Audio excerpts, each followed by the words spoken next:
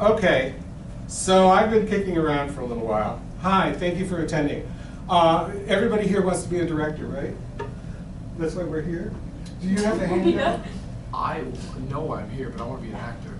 Oh, okay. Well, that's good. You're going to learn some things anyway.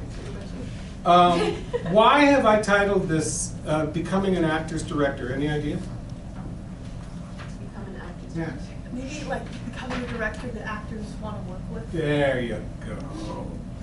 Can you think of anybody? Steven Spielberg. Have you seen The Fabelmans? Yes. You must see The Fabelmans. I don't care what the Academy Award says. It was the picture of the year last year. And more importantly, it tells the story about wanting to be a director, becoming a director, and it's just great. It's fantastic. Yeah, anybody else? The directors that people want to work with? Now, off the top of my head, go ahead. Jordan Peele. Say it again. Jordan Peele. Oh yeah. Okay. Good. Anybody else? Notice these are film directors. If I said to you, "How about a stage director that people want to work with?" You have no idea. Go ahead. Oh, I was a film director. Who is it? Go I ahead. should say Scorsese. Oh yeah. Yeah. Why do you think? Because he's, I don't know, because he's a great director, because he gets involved with the actor, and he like lets him into his vision. Now, Alfred Hitchcock was a great director. Was he known as a great actor's director? Do you know what he's famous for saying about actors? Actors should be treated like cattle. Because his background was in engineering and in art.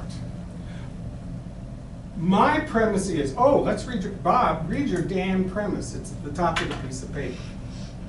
In my almost 50-year acting directing career, I've developed and identified several what I feel are best practices for directing actors that have been very successful for me. They are the result of acting and being directed, both badly and well. That's kind of a key point. I'm sharing them with you now, and I encourage you to identify and develop others of your own. At the same time, I had a day job in Q circles, quality circles, which is a theory of work management that has to do with using what we call frontline staff rather than managers to solve problems within a business. So I learned a lot about management. I learned a lot about people dynamics and that kind of thing. And directing is really, I mean, I also think it's a teaching job. I think for it to be done really, really well. And I've done a lot of community theater where the concept was they're going to be a better actor when they leave than when they first came in. You're going to teach them things as you go. But not every director feels like that. My premise is that I believe the best directors, the best actors directors, and I'm thinking of people like the first person who was referred to in the industry as an actor's director was, Nashville, MASH, Altman. Yeah. Robert Altman. And he was known precisely, and consequently, he created a repertory company around him of actors that came back and he did these great big ensemble pieces. He allowed people to improvise, at least during the rehearsal process. And he attracted actors to his projects. Now, the other one that comes to mind right now was done sort of the same thing. Go ahead. Oh, I was going to say, I thought you were going to go to Harold Prince. Well, Harold Prince, I don't know. But you would think because he has that sort of repertory, that's what you're going with, repertory company. Mostly we think about film directors, and most of us are probably going to be stage directors. And film directors is the model for a lot of this kind of stuff. Who's the guy that did the Grand Budapest Hotel? Oh, Wes Anderson. Thank you. There you go. That's who I was thinking of. who gets, you know, people to come back all the time and do his stuff because they have so much fun working with him, and they are able to stretch and they are able to do new things, and he's constantly innovating. So that's what an actor's director is. And I decided to look at this in a very analytic way because I originally came up with my concept of what is an actor's director by being directed by bad directors and not liking certain things, okay? I don't know if it's still true. I hope it's not. But the concept of directing when I was first coming up was of a tyrant, was of somebody who took you down, took you apart, exposed you for the bad actor that you were, threatened to replace you on the spot. In other words, it was all about a concept of directing that was management or dictator down. And that's still prevalent. Hitchcock is a great example of that. Marvelous, marvelous, marvelous visionary director. And he was lucky that he found actors who were able to create within the confines of that style. He did not know how to explain acting to directors, or to actors. When he had method actors, he didn't know what to do with them. When he had a method actor confess, Montgomery Clift, who asked him, how do I play this scene? What am I feeling in this scene? He said, it's in the script. Because he did all of his preparation in writing the script. And so far as he was concerned, I hand you the script and you just know what I want. And he was lucky in that he had actors, Grace Kelly, Jimmy Stewart, Cary Grant, who thrived in that kind of a situation. And the characters were usually expatriate British actors who'd had lots of stage work, and he could just say something like, it's a little like Somerset Maugham. You're in a Somerset Maugham play. Oh, okay, okay, I understand precisely what is being asked of me, and so forth and so on. Because they'd had that kind of training. So I didn't like being yelled at. I didn't like being put on the spot for my lines. I didn't like, there just seemed to be this obligatory need somewhere in Hell Week to just chew the cast out for not having put in the time that they should have put in, and so forth and so on. And I figured that was the model of the director that's what a director is. Much to my surprise, I got into college and I got to a director and we did an ensemble piece and there was none of that. You know, there was just sort of laying out specifics and working with you to help you find. It was the most astonishing thing. I said, where's this guy been all my life, and so forth and so on. So a lot of the things that I do as a director, that I've done over the years as I've become a director, are trying to find things that will help the actor, or that will take the stress off the actor. And I start, on this handout, I started by thinking about what are the actor's tasks?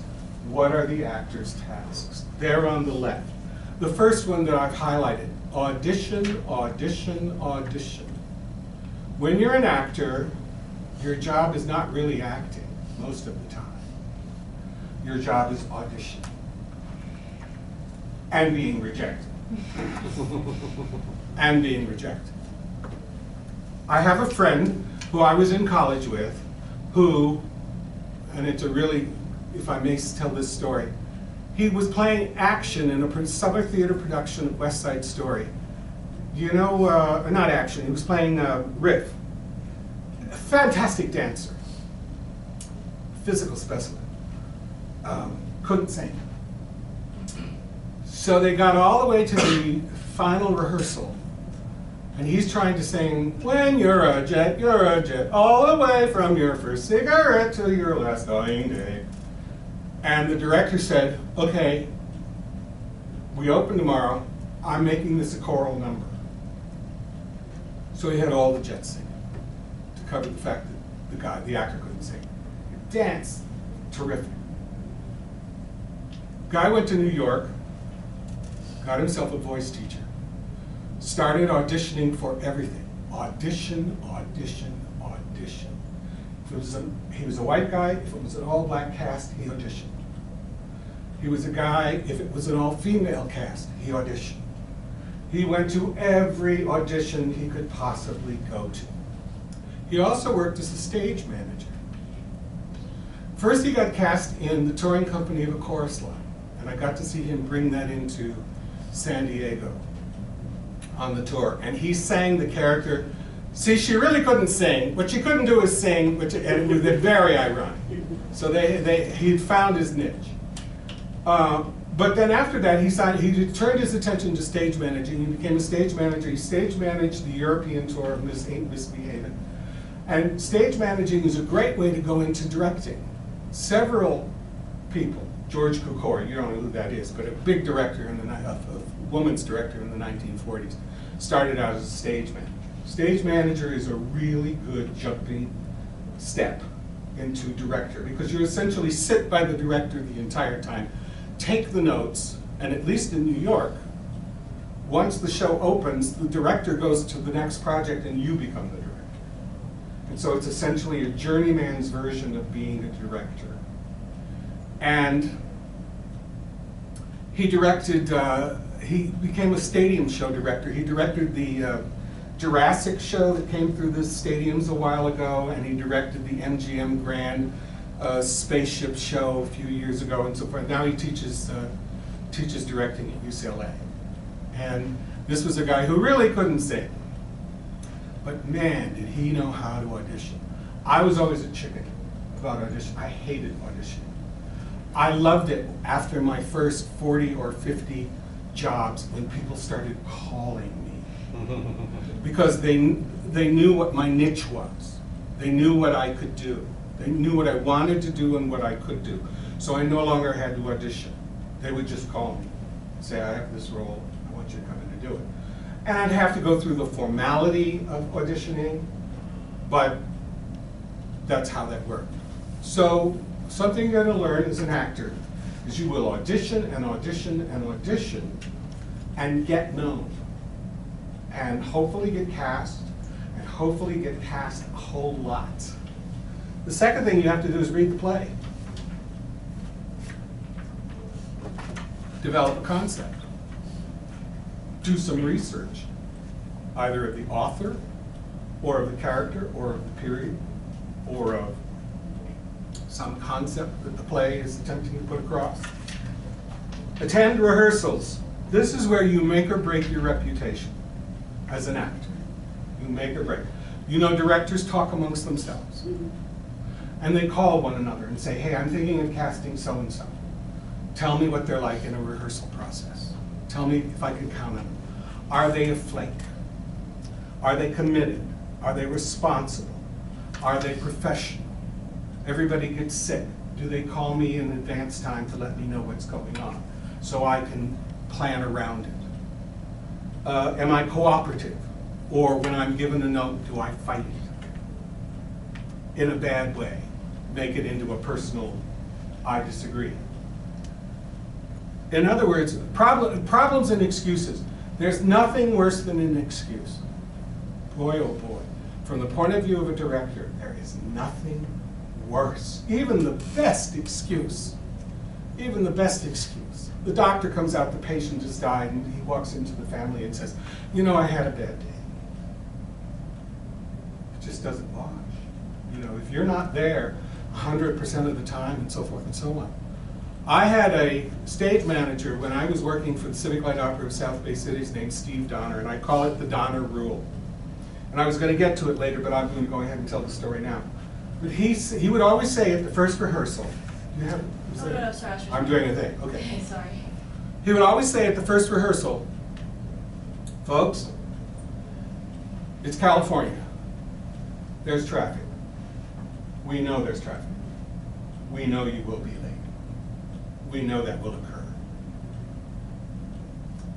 Your responsibility is to call this number as quickly as you can when you know you're going to be late, and say, I'm in traffic, I'm going to be late.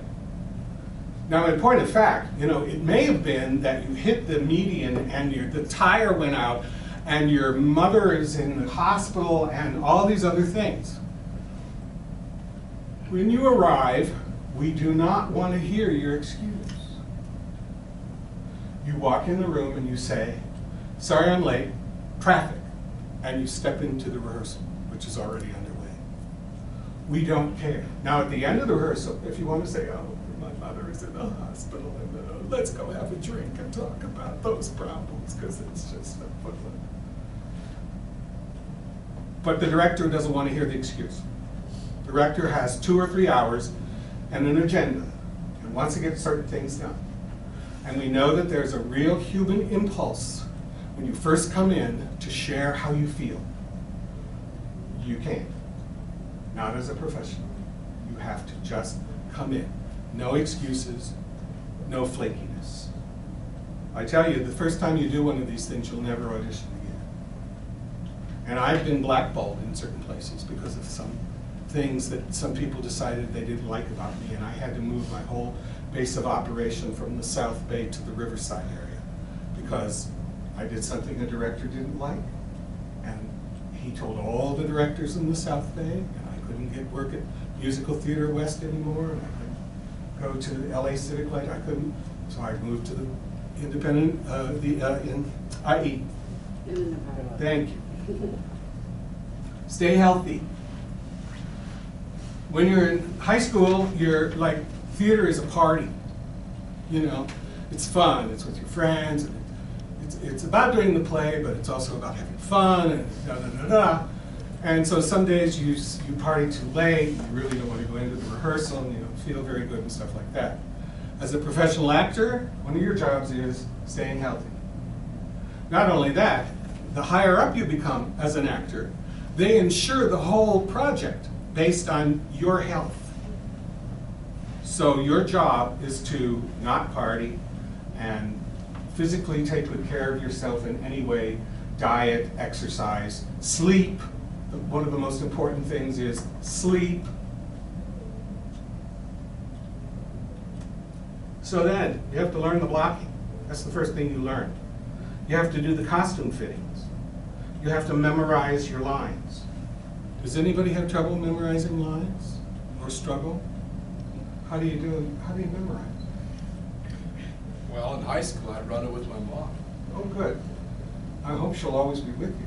I always, whenever I'm memorizing something, it's like, I start by looking at it first and copying it down. Isn't that great? Yeah, it just gets it. Anybody else? I do one section, and I do that section over and over, and I do the next section over and over, and I do the 2 over and over, and then I just slowly build it. Now, does the director create a schedule that is based on increments? Doing a little bit on, pardon me? When I practice on my own. When you practice on your own.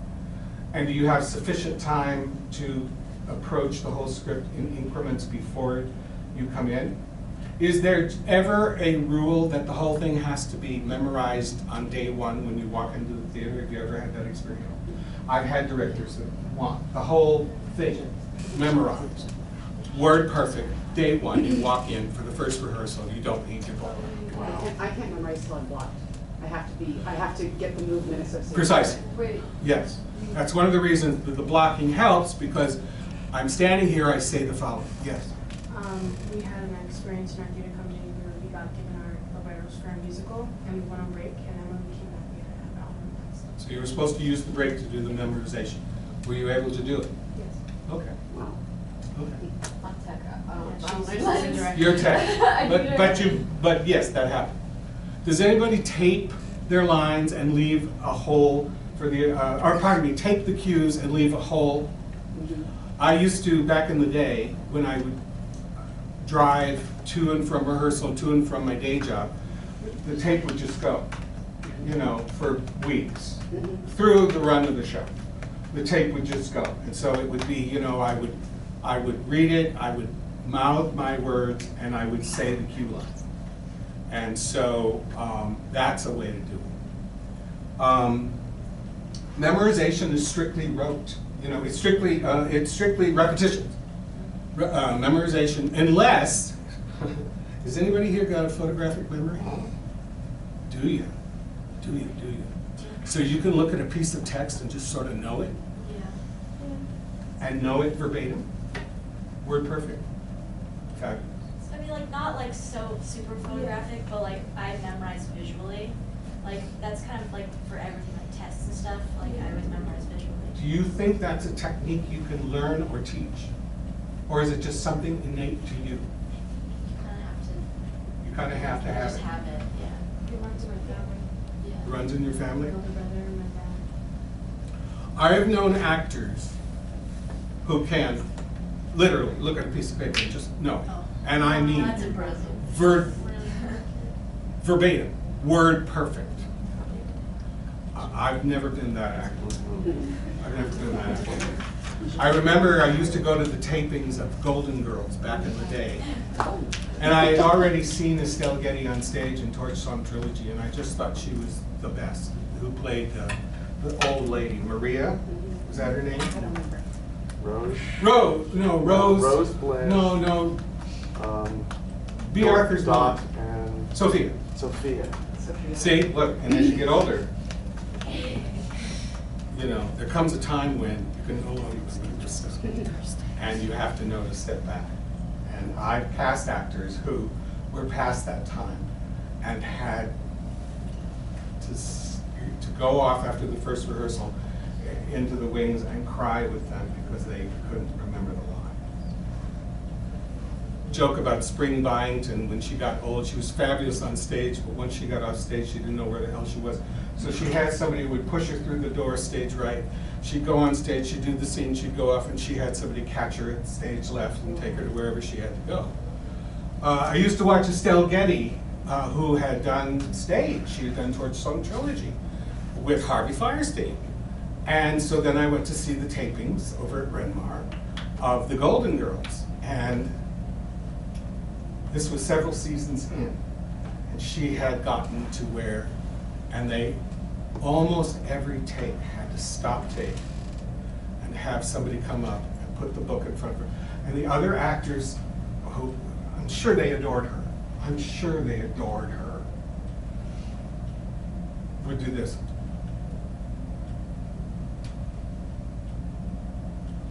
And then they do the scene, you know.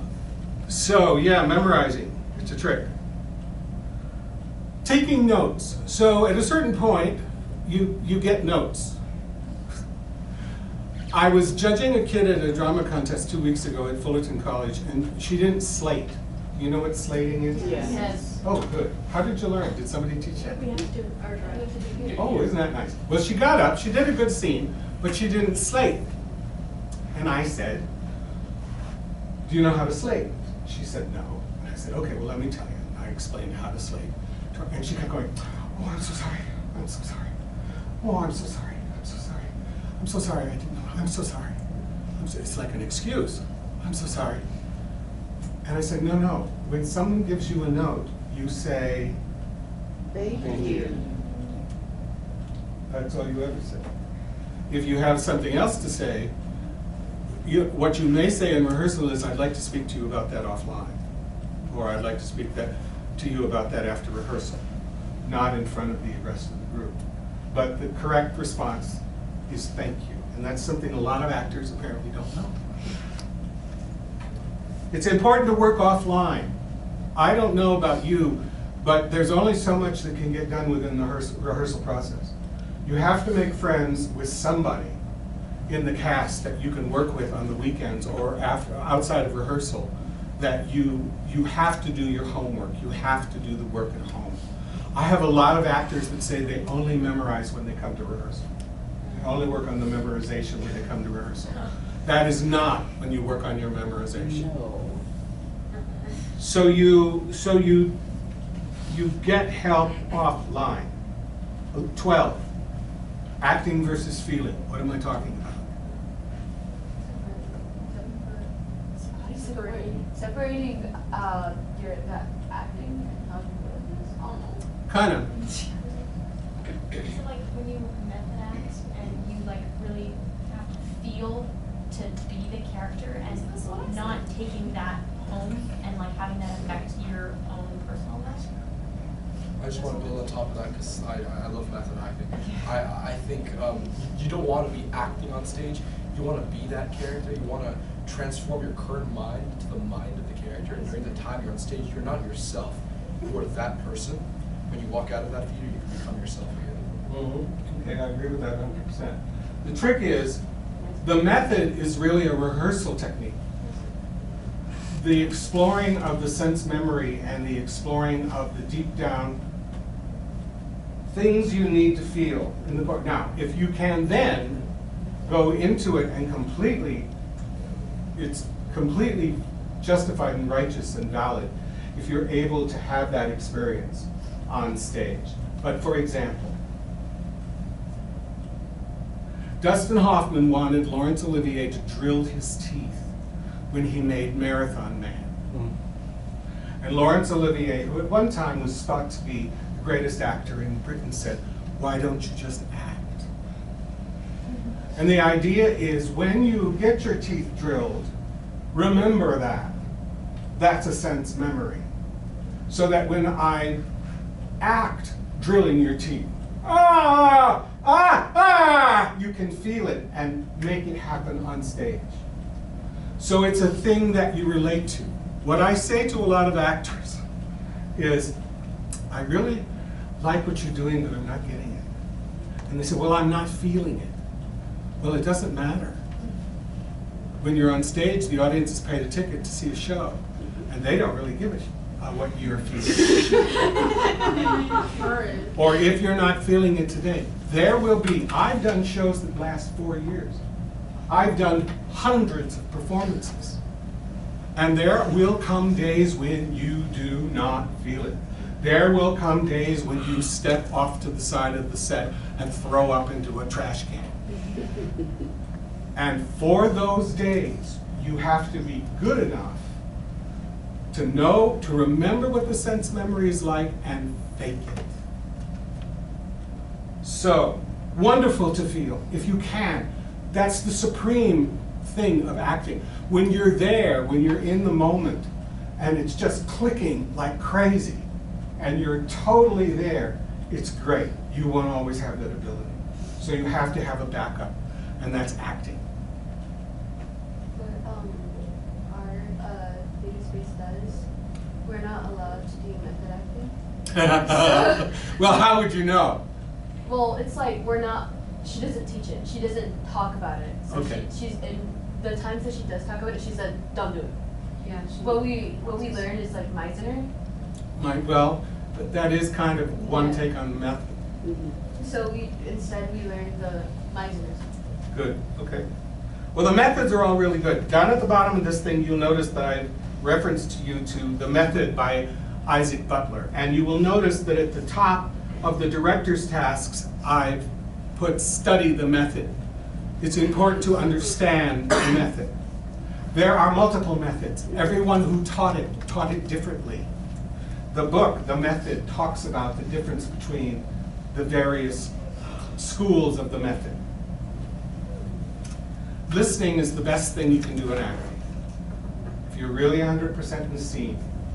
You know, the difference between how the audience knew it was the method is prior to Stanislavski, Moscow Art Theater, 1920. Prior to that, when I acted a scene, oh, by the way, I tore my thigh muscle off the bone. Yeah, I know. A year ago, and I'm still learning how to walk. So, before the Moscow Art Theater, before Stanislavski, I would play scenes like this with my feet. This is called 3/4, and I would cheat out. I'm talking to her, and I would be doing this. I would be cheating out. The method started happening when actors were told, forget those people. Look right into her eyes and play it straight to her. That's listening. Is trying to hear it as though I'm hearing it and seeing it for the very first time. And that should put you in the moment. This will be graceful. Okay. Get off book, one of your jobs. On time. Join the team. It's a team. Somebody in your team probably will be awful. The team is never as good as the weakest link. There will be some actor who all the other actors decide to hate. Because the person is slowing up rehearsals or can't remember their lines or something. The job of a team is to make up for the weak link with everyone pools their strengths to cover for that person. If you have to feed that other person every single line they say, if you have to find a way to coax something out of them, that's part of your job. We're a team. After the project is over, you can go and hate that person and never work with them again.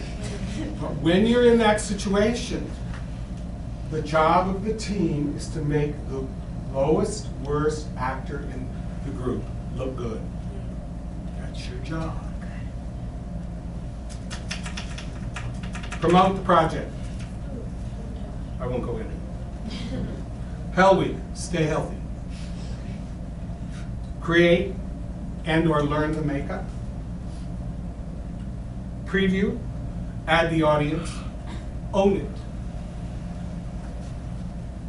At that point, the director can do nothing. They can do nothing. It's all yours.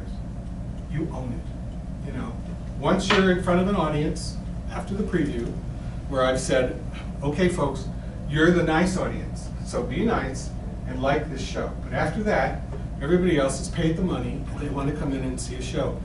You have to own your character. You have to own your performance. You can't feel bad about it. You can't like hold it back because it didn't work, it's not worked out quite how you wanted it to. You have to take complete control and ownership. Performances, mandatory, gotta be at every one. Boy, you want to get a reputation fast? Yes. Now, of course, people get sick. Things like that happen, that's part of theater. But, you know, I've had people who had booked a trip to Europe and not told me. Wow. Whoa, wow. Stay healthy. Explore, improve, grow, and along with that, don't make changes without approval. When they say that it should be new each and every time, they mean you should feel differently about it, it should sound a little different, the tone should be a little different, maybe the pace should be a little different, maybe you should think about it a little different, but you don't write your own lines. And you don't create your own business. Certainly not without your scene partner's knowledge. Never spring anything on your scene partner, ever, ever in the moment. And generally speaking, you share it first with the stage manager or the director. Yes, ma'am? I mean, a lot of people talk about like when an actor like improvised a line. It's usually not even like they said it for the first time in that take. They like come up with it and then talk it through with the director. Yes. Like, pitch the idea of this line. Altman used to do the improvisation during the rehearsal process. Now occasionally on stage an actor will improvise a line and I'll say, keep that in. You know, because it's so good, it's so just right, and all of that. But within the rehearsal, now, okay, a brief improvisation inside your own line might not require clearance the first time you say it. You would then need to go to the director or stage manager and say, I said this in the middle of it, I got a good reaction off it, drama or laugh or whatever. May I keep it in? You had your hand? Were you going to say something? I thought I saw your, oh, okay. Over here. Yes. If you're like doing a live performance and something goes wrong or someone else forgets their line, then is it okay to Yes. improvise? Yes, make it part of the show. I did 25 years in a murder mystery dinner show. Sometimes the gun doesn't go off. So you grab the knife off the dinner table of the guest next to you and shove it into the person. Whoa. You fake it. You know how you turn your hand and oh! Because, you know, when the gun goes click, click. Now here's the other thing. The audience knew what was happening. They were overjoyed. You know, there was egg on your face, but they were overjoyed, you know. So, because they, right there, they knew that actor is showing himself 100% right now. He is as vulnerable. Things are not going the way they're supposed to go. You make it part of the show. You know, you do something. Bang! You know, and you tip your hat to the audience. And they go with it. Because there is a willing suspension of disbelief. We are here to pretend. We understand you're pretending. We want to pretend along with you. Just wink a little bit and let us know that we're in on it. Certainly when something falls apart, or you know, I say, what would you do in real life to my actors? You know, it's like somebody sneezes or somebody forgets a line. I said, what would you do in real life? Well, I would probably say, well, what were you thinking? Or something. I said, yes, do that. You know, make it part of the, I was in the dinner theater, if somebody knocked over something and plates crashed, I would just go, Mazel Tov!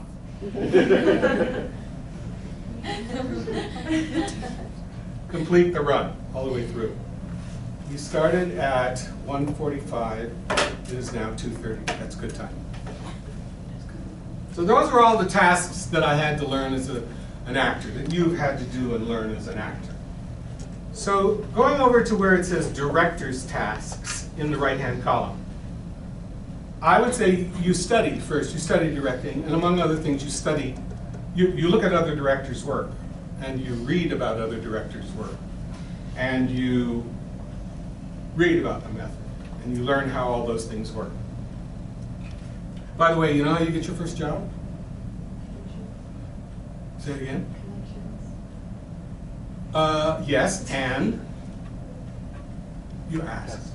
You ask. I got my first directing job from a producer for whom I acted for several shows. And he knew I was a good actor. And I just said, hey, I don't have a degree in it. I've never studied it. I've always wanted to. May I please direct the next show? And he said, do you think you can? I said, yeah. And most of the jobs that I got for the first time with each company that I worked with, I had done some acting work for them, or producing work, or writing work, or something. And so I'd established my bona fides, and then I just said, I'd really like to direct. You'd be amazed how many people will let you. Of course, they know that it's going to give you a nervous breakdown, and that's why they're giving it to you. But you just ask. You have a job to get hired, and so you ask. You have a job to network. You have a job to do little shows so that you can eventually be asked to do big shows. You do one-acts in one-act play festivals so that eventually you will be able to put on a full main stage show. So in the same way that the actor auditions, you as a director put it out there. This is, you tell people to come see your projects. You make videos of your projects so that you can put them online so that people can see your work. And you constantly talk about, I directed this, I'd really like to direct, I've got a project I'd like to direct. You network. Read the play, develop concepts, do research, probably more than all the actors do. Breakdown.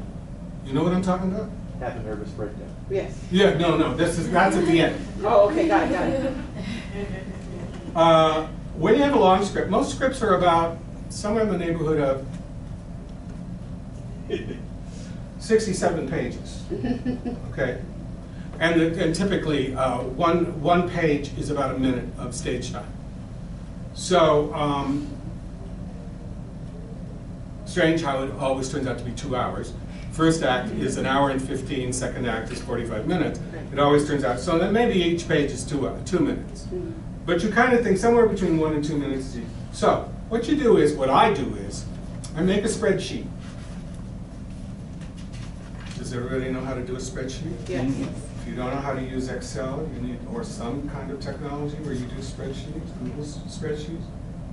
And you put all the page numbers down the left-hand column, page 1 through 67. And then you make a grid of all the characters across the top.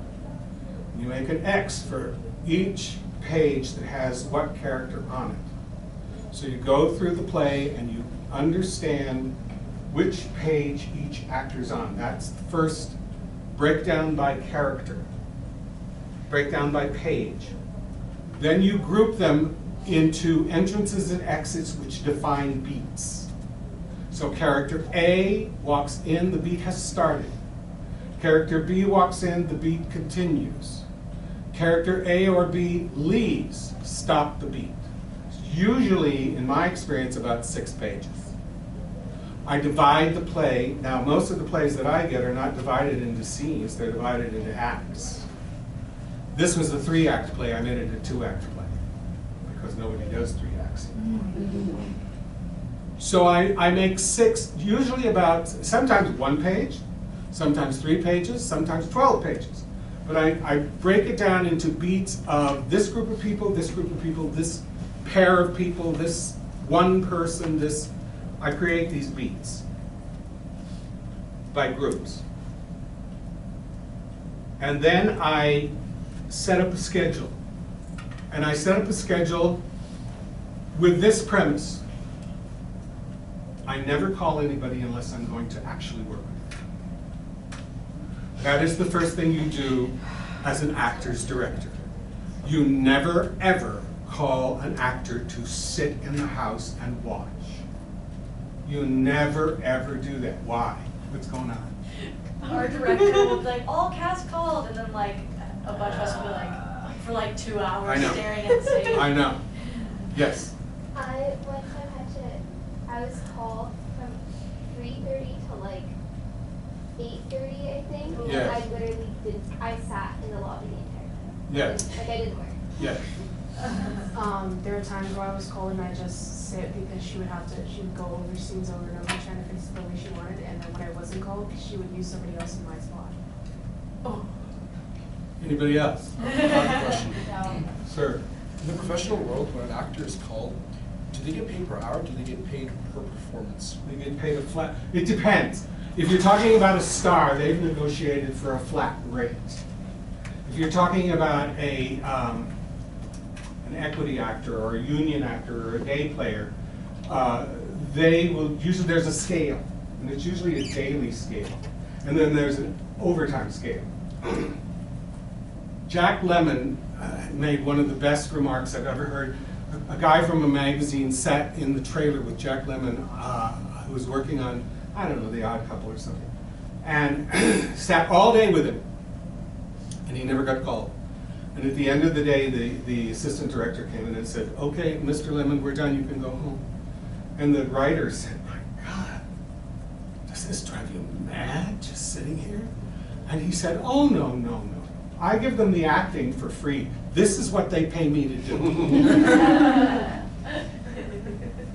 But if you want to be an actor's director, the first thing you do is you respect their time.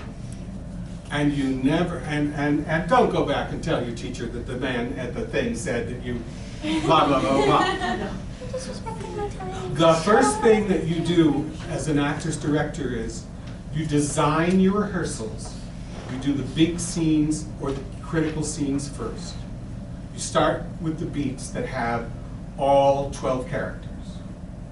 Then you do, then the groups, then you divide it up based on the availability of your actors, so that then you do constantly smaller and smaller groups.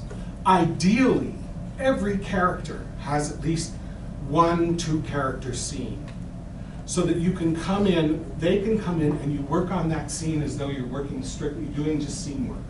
You're working on the relationship between those 2 characters, and you try it all different ways. You try it, well now let's make it an argument, well now let's make it a love scene, well now let's make it comedy, well now let's make it heavy tragedy, blah, blah, blah, blah, blah, blah. To me, the richest things are when I get to call 2 characters in, and we just do a night of rehearsal of all of their 2-character scenes together. never call an actor. You'll notice to the left where it says rules, wasting time. Never call an actor without using them. Never waste their time. Now, on the other hand, I'm a cruel son of a gun when I feel you're wasting my time. You know, I say at the first rehearsal, I'm going to do everything in my power not to waste your time.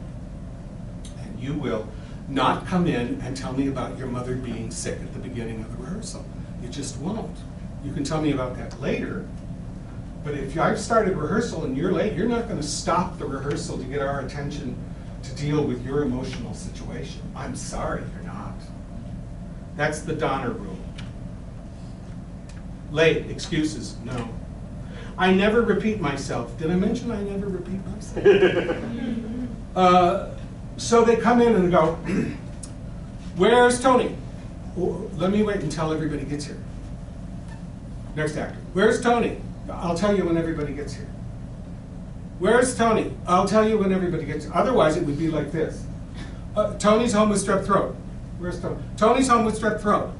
Where's Tony? Tony's home with strep throat. So it's got to be enough for me to say, wait till everybody's here and I'll explain. Okay? So you tell your actors at the beginning, that's a personal thing with me. I don't like repeating myself. Have I mentioned I don't like repeating myself? I give my actors 1 week to memorize. I set up a schedule like this. I block them on week 1, and then whatever scenes or scene I blocked on day 1 of week 1, we come back and we do it, at least we stumble through it a week later. So I give my actors 7 days to learn the scene that I've blocked. And so it's on me, it's incumbent on me to set up this sort of Chinese checker schedule so that half of the schedule the second week is reviewing what we've already blocked, and the second half is blocking new stuff. So I put the onus on me to create a schedule that allows them at least a week to learn the lines, and to learn the blocking and learn the scene. That's, again, that's an actor's thing. Casting, most important. You know this, right? If you get the right actors, your job is 99% done. Your job is 99% done. If you get one wrong actor, you've created a world of hurt for yourself and everybody else. But something that I've learned the hard way, I don't like to do, I can look at an actor right away and know, because I have a picture in my head of the way, and you know, I'm sorry, you could have given me the best audition of your life, and you can be the greatest actor of all time, but if you don't, I'm sorry, I have a picture in my head of what I want, and that's what I'm looking for. And pretty much, the second that person walks in the door, they don't even have to open their, I'll nudge the producer. I just kind of know. I'll be very disappointed if they get up and give me junk, you know. And unfortunately, I've made the mistake of going ahead and casting that person. And I have learned the hard way. So I don't generally do callbacks. It's a real bad idea. Especially, and I'm going to go ahead and be ageist here, if you're casting an old character with an old actor, you need to send them home with a paragraph and have them come back the next day and show it to that they've got it memorized. Because I'm sorry, we all love it, we want to do it till the day we drop. But long about 60, 70, the brain cells have died.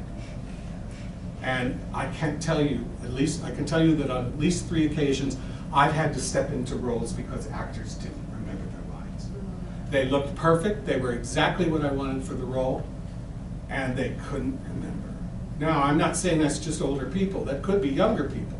It's probably a good idea to send everybody home with a paragraph, you know, and have them come in and show me that they can get off book on at least a paragraph overnight. But when you're doing community theater, which is going to be a stepping stone, you're going to have community actors who don't know what they can't do. And they don't want to find out in front of an audience. It's up to you to screen them. I'm trying not to be ageist, but I'm addressing myself. I have since stopped acting because I can't remember shows that I've done 1,000 times. all of a sudden I go, and it doesn't come out. And unfortunately, these are live performances. It's not like Estelle Getty. We can't stop tape, bring somebody over with the book and start it again. I ideally would like 5 or 6 weeks, but most of the time you only have 4 weeks. Most of the time you only have 4 weeks. Week 1,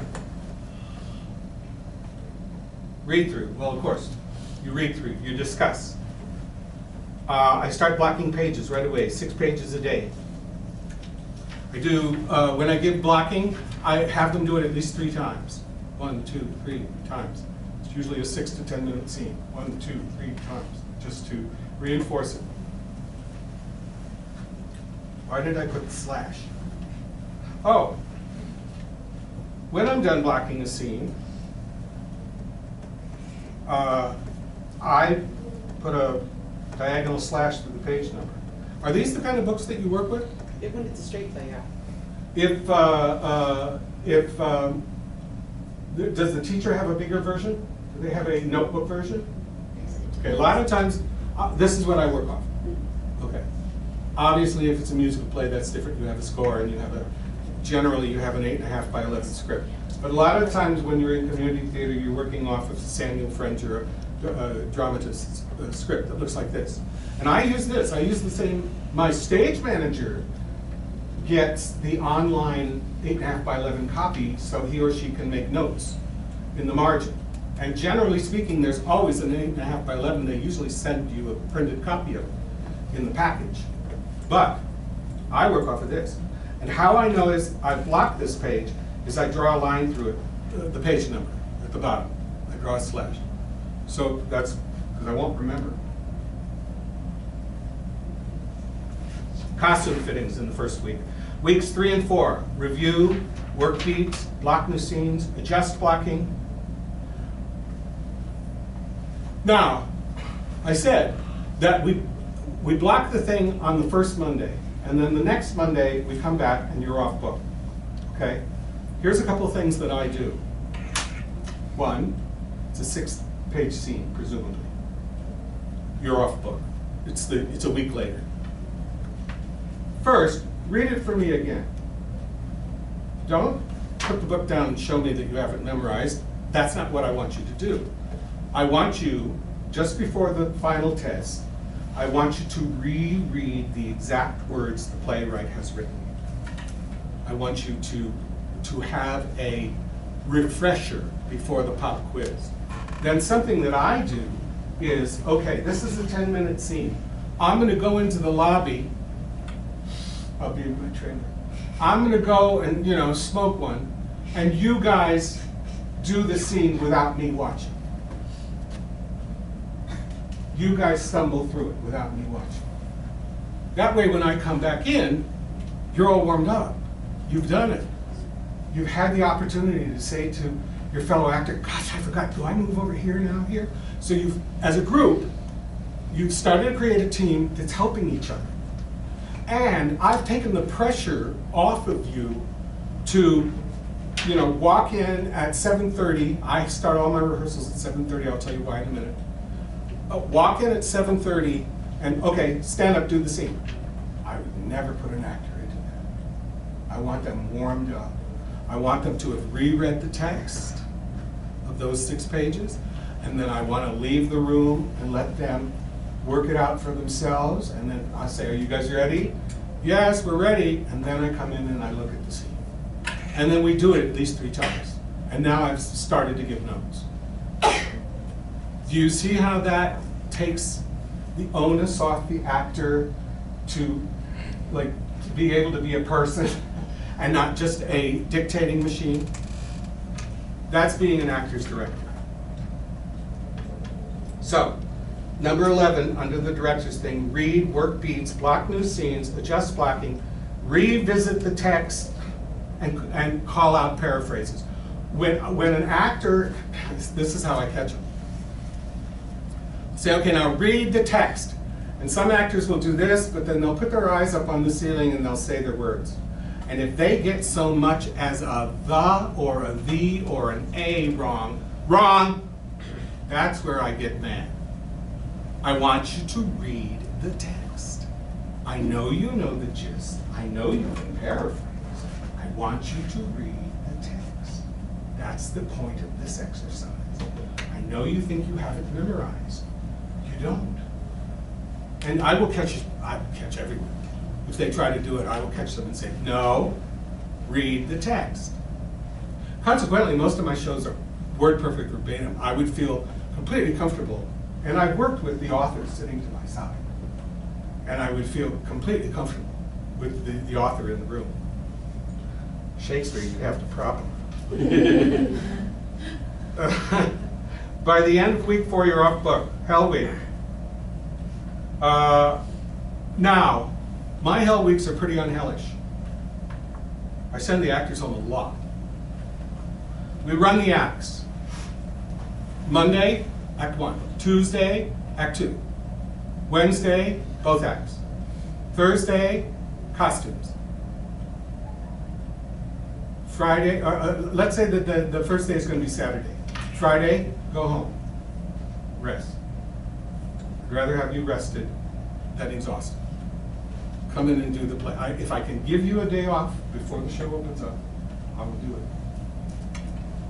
When I do the tech, I do the tech without the cast there, and I and the stage manager stand in all the places we're supposed to stand, and I make up a cue to cue for my tech artists. And you know, the stage manager and I, we read all the parts, and we walk around the stage, and we skip ahead to the next technical cue, and the actors, I never invite my actors to my tech. Okay, so the next day when they come in to do the dress,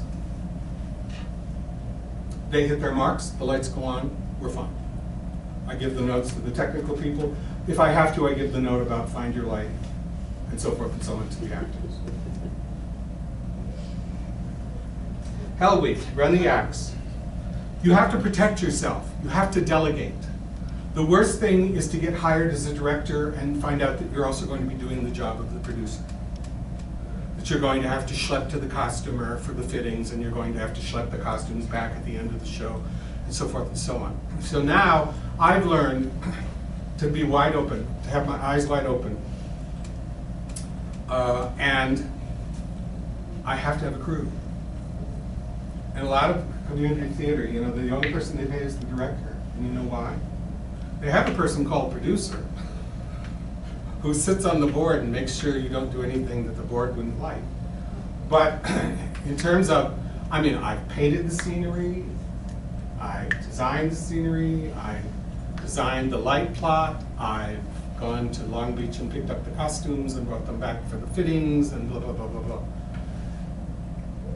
That's your breakdown right there. You have your nervous breakdown right there. So if you can possibly delegate, you want to do that. You want to protect yourself. Troubleshooting.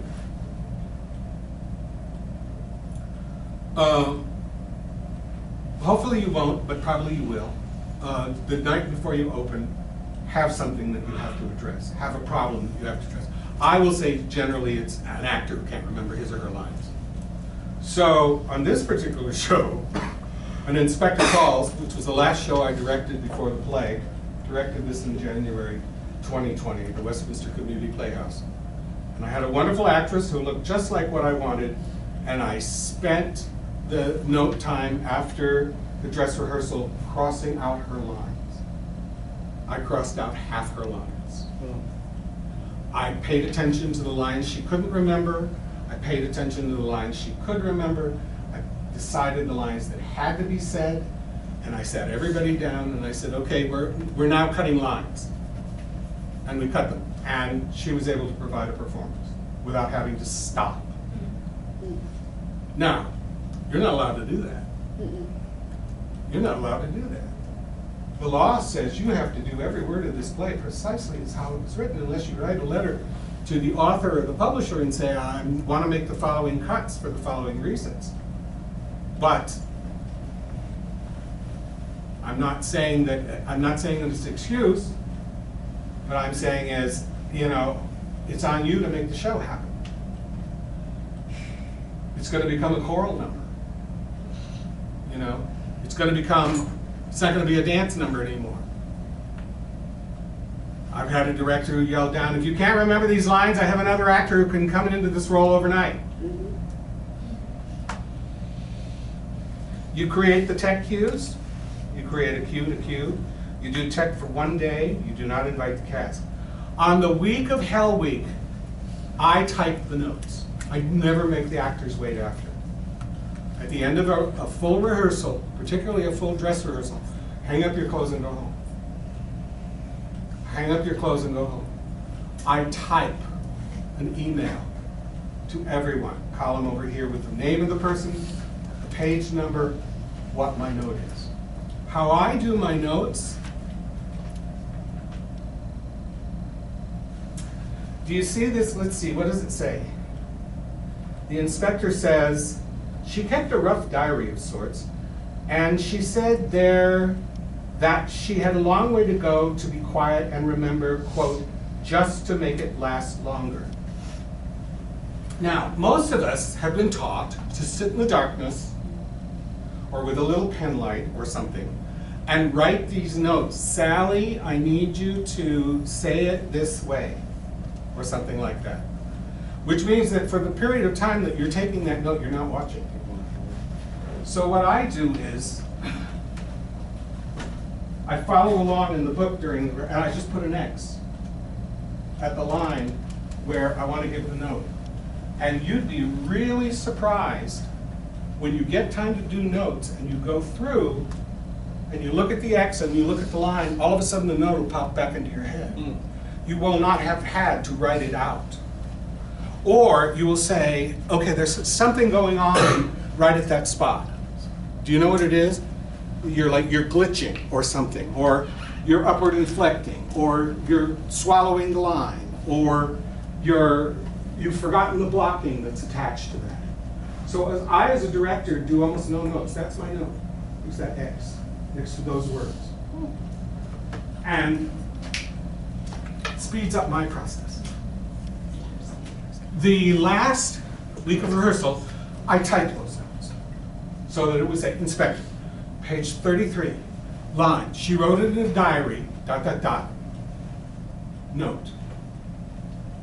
And then when I see them, the next day I say, did you get my note? Do you have any questions? And I watch to make sure they've got the note. As soon as I know they have the note, it's funny that's still in here, I erase it. I was going to ask how many X's you've got in there. No, generally speaking, once they get it, see, I follow along. I watch the play like this. But by the time I watched it 20 times, I have it memorized. So, you know, I'm looking up and down at the line or at the stage direction, and I'm watching them too. And I put my little X. And the next time I come to the little X, I wait and I watch. And if they've taken the note, I have my eraser, and I erase the X. If they do it again, it becomes a double X. You don't want a triple X. Well, I only give a note 3 times. If they haven't taken the note by the 3rd time I've given it, then they're not going to do it. They're not going to take that note. And so I have to decide if I can live with it, or if I have to cut it, or if I have to do some sort of workaround. Because actors, you're human, you get set in your way, or you have just some skill that you're lacking, that you thought you had, that I thought you had, that you don't have, and you can't say a certain word, or you can't give me a certain emotion, or something. If I've given the note 3 times, that's all I'm going to give the note. I hate to become a nag. You've already said you don't repeat yourself. Have I mentioned that I don't like to repeat myself? Makeup one day, day off, rest if possible, preview, pep talk. The pep talk is always about being a team. The pep talk is always saying, you know all this, you got this, you own this, I can't do anything else. What's important now is that you protect one another. Is that your job is to make everybody in the cast look good, everybody. it's important the director lead. You don't see this in high school. First time I saw it was in college. I really didn't like it. You know, we opened the show and I never saw the director again. I thought he must hate the show. Well, in fact, he had another job to go to. And once I started getting those kinds of jobs, once I was working in the dinner theater and I would take time off to go in and direct a show, I wanted to go back and make good money at the dinner theater. So I didn't hang around. And I think that's important, because that's where you say, I can't do anything more for you. You're on your own. You own it. It's yours. Now, you're responsible to the stage manager, who's responsible to try to maintain the show in the shape that it was in when I left the show. But it's important that I leave the show. I see you again in the middle of the run at the matinee, and in the closing night, and at the cast party, if I go. Now in high school, there's a function that the teacher has to be present every time. So you're used to a paradigm where the director sticks around. Professional directors do not stick around. They leave right after the show opens. Their contract says they get paid on the night the show opens, which is exactly right. They take their check on the night that the show opens, and then it's, love ya, bye, see ya. Middle, best practices, just some extra stuff. Still have 20 minutes. It won't take that long. Most important artist is the actor. You're an artist too, as a director. You're a visionary. It's your job to create a complete and coherent picture based around a concept. But your job as a manager is to support, help the actor realize your vision. And that can't be done by yelling at them. That has to be done by working with them, supporting them, praising them, giving them space, engaging them. I treat them with respect. I use please, thank you, ladies and gentlemen. Even if I'm working with children. Ladies, gentlemen, please, thank you. I do rehearsals from 7 to 10. Now, when you're in the business, a lot of actors have, unless they're equity actors, which means you work them during the day, or union actors, you can work them during the day. But if you're doing a community show, even if you're doing a community show with an equity lead cast, your secondary cast, your ensemble, all are working day jobs. So they're getting off at 5 o'clock, hitting the freeway, struggling to get home by 6 or 6:30, dealing with the family, making dinner, whatever it is they have to do. If you set a rehearsal at 6 o'clock, they won't show up. You're just inviting them to be late. So you set your rehearsal to 7 o'clock. And then they don't have more than 5 minutes to chitter chatter before you go, ladies and gentlemen, we need to work. My rehearsals are only 3 hours long because I get tired, frankly. So it's very concentrated. And equity rules are that an hour and a half in, even if I'm not doing an equity show, in the middle you get a 15-minute break. So I set my watch alarm so that an hour and 15 into the 3 hours, they get a 15-minute break. They go to the bathroom, eat, whatever it is they want to do, chat, da-da-da-da. And then I call them back, you know, at the 14th minute, and then we go back and we get home by 10 on most nights. Afternoon rehearsals 2 to 4. More rehearsals, or less rehearsals is more. I also believe in intermittence. I'm talking about when you're doing the blocking, it's great to have nights off in between the nights you work. My favorite schedule is, for rehearsals, Sunday, Tuesday, Wednesday, Thursday. Never work on Friday. Never work on Saturday. Always work on Sunday afternoon. 2 o'clock Sunday afternoon, after church, whatever. You know. Intermittence, why do you not work out at the gym every single day of the week? Sorry. That's good. You get tired. Yeah. Sorry. You need to give your muscles time to rest. And repair. Yeah. Same thing. Okay. Intermittence is one of the keys of my style anyway, is I have a saying here somewhere, that the play, the work needs to arrive in front of its audience slightly underbaked. I would rather have my actors rested and happy than exhausted and worked to death. And I tend to find it generally works. Again, I'm trying to give them time to learn. I'm trying to give them time at home to do to be a parent, or whatever it is they have to do, or a worker, and I'm also trying to give them time at home to work on the scene or get together with their friend and do the scene work and so forth and so on. I don't like exhausting actors. So I've got rules. I always lay out the rules at the beginning. Don't waste my time, I won't waste yours. I'll never call you unless I'm going to use you. I don't want to hear late excuses, just walk in. The word is traffic, no matter what it is. Sorry I'm late, traffic. Where are we? And we go straight to the rehearsal. I don't like repeating myself. Have I mentioned that? No. Okay. They have 1 week to memorize, 5 weeks. We do blocking for 30% of the time, reviewing for 30% of the time, dressing and tech for 30% of the time, roughly. Marla was one of my favorite directors. She was my first director. She's now on the East Coast. She was my first director. Do you know Marla? Yeah, I worked with Marla. Gam Hudson? Mm-hmm. Oh, geez. Well, anyway, there's pros and cons, but there's things to say. But she was the first person who, in Tech Week, when I thought sure we were right at that time where we were about to get our butt chewed because the rehearsal was just crap. You know, we were within a day or two of opening this thing, and I think everyone was exhausted, and it was just garbage. It was just garbage. And she got up and she said, well, that was pretty good for where we are. And I mean, I was just like, you know, it was like, whew, thank God, you know.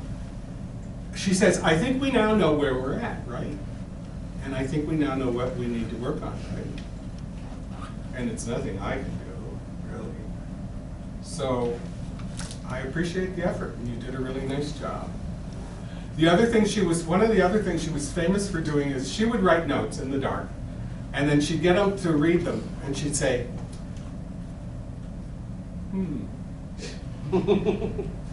well, it must have been a compliment. And she just created this atmosphere of, you know, I'm not looking to find you at fault. I'm looking to, you know, help you in any way that I possibly can. And rather than decide that this was a note about something bad you did, I'm just going to, you know, I'm sure it was a compliment. You like it? You'll never see it again. Those were some of the things Marley. I give a note 3 times. When I do work-throughs, I leave the room. I want to talk a little bit about blocking. I don't know that I've never had training on blocking. But I know how I block, okay? And so I'm going to show you a couple things. And again, you know, I'm crippled, so put up with me. So, can I have some actors? Can I have an actor up here? And we're going to do a paraphrase from, we're going to do a paraphrase. My line is going to be, and I'm the inspector, and I'm going to say, do you think she went there to pick up a man? And your line's going to be, it's not like that, okay? Now, I want you to say your line after I've said my line, walking toward me. Was she there to pick up a man? It's not like that. Okay, so what is that expressing? Or frustration. Okay, do it again, step away. Same line, exactly, same reading. Do a turn and walk away. Was she there to pick up a man? It's not like that. What does that say? Avoiding something.